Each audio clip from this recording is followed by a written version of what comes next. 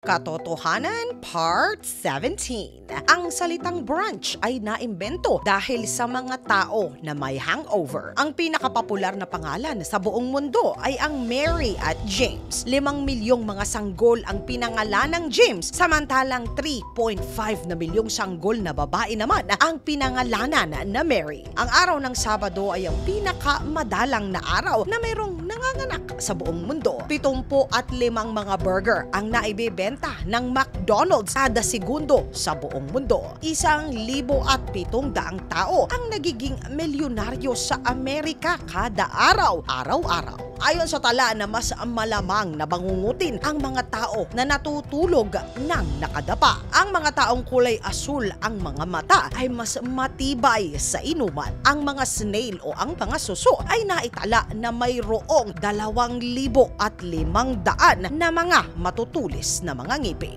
Hindi po nakakautot ang mga kalapati. Ito ay dahil masyadong maikli ang kanilang mga bituka. Ayon sa mga dalubhasa, ang amoy ng ating kalawakan ay pinaghalong amoy ng gasolina at barbecue pa.